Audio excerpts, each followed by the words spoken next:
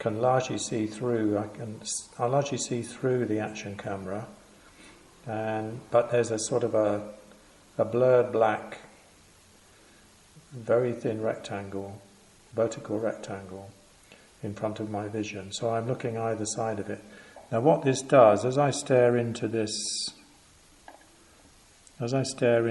jar, the circle of the jar refracts, so it gives me a kind of lozenge shape, which is cut through the middle by the black blur of the action camera.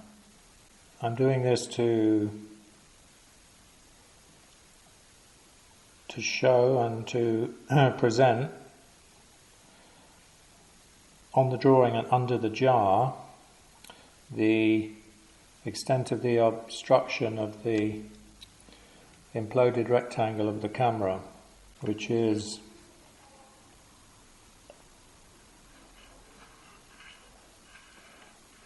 here.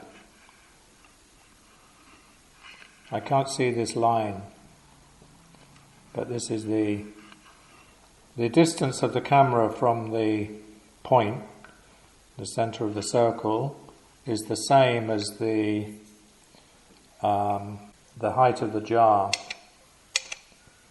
The height of the jar. So this line here, this ink thick line, is the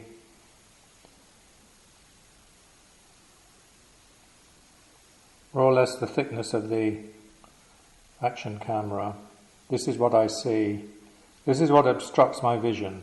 This is what I see. And from the side of it,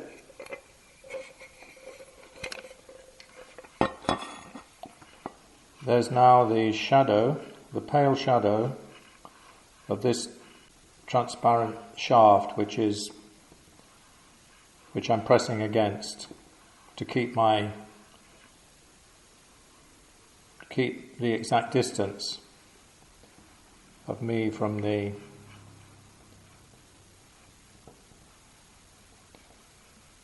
surface of the circle. Actually, there's something down here. Here. Okay, I can hear myself hitting against the perspex shaft. Strange. When I look for it, I bring the pencil down here, whereas I need to be up here. Around the outside of it is a slight redness, a sort of iridescence. I don't know where this comes from. The circular base of the jar. The two diagonals appear, optically, they appear slightly misplaced. So one starts here and the other starts here. Comes around like this, around like this, around like this. They're slightly offset. Slightly offset here. There's a slight shadow, very slight shadow of the perspex here. And there's an iridescence, a red iridescence around the shape of the action camera. And that's it. If it's like this, okay, I'm holding it to the page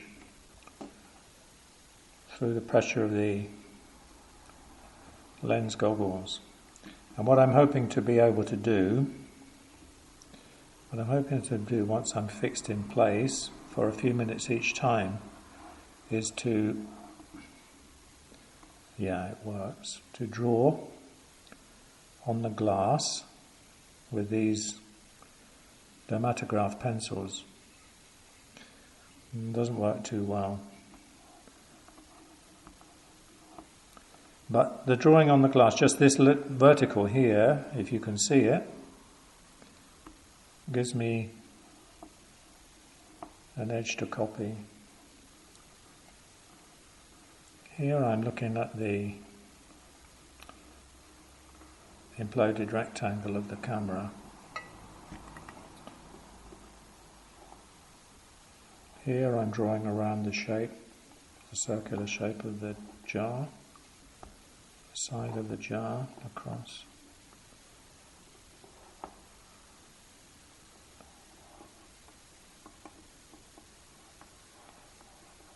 There's not much to see actually unless I copy. Unless I copy the jar, I kind of broaden it out and I copy the jar.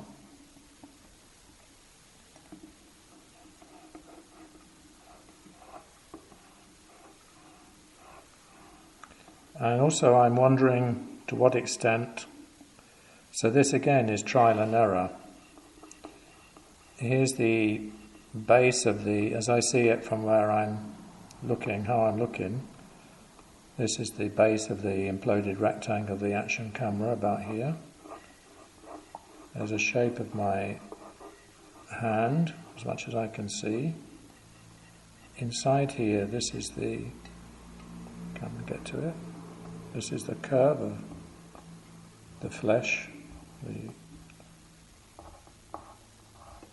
of my hand. This again is the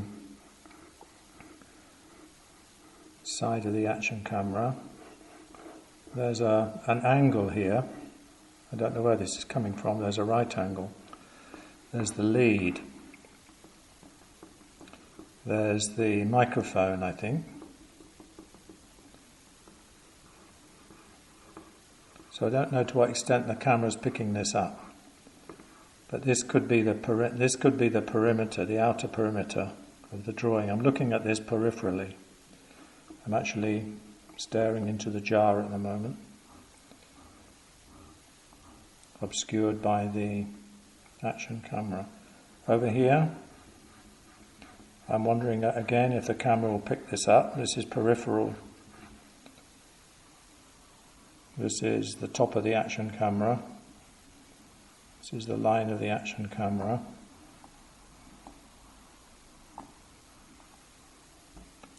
This is the line of the action camera.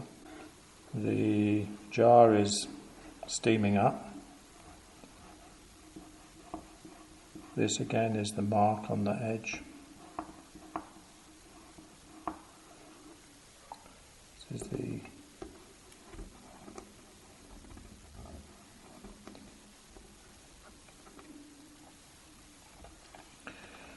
this shape in the middle will, I'm interested in what the camera picks up at the base of the jar as a blind spot.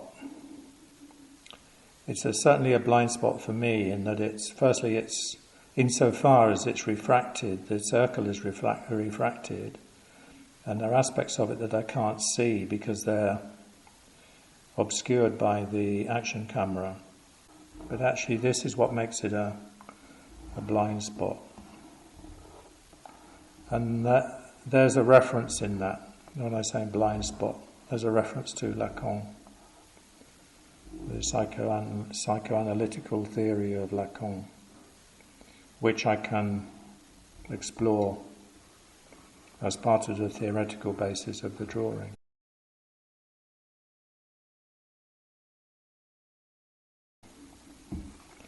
And the other question is this question of the German for space that I considered once or twice in other work, pronounced Raum,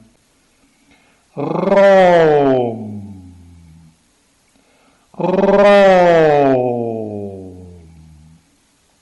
And the sound of this word resonates up from the larynx, from my larynx. So this is like the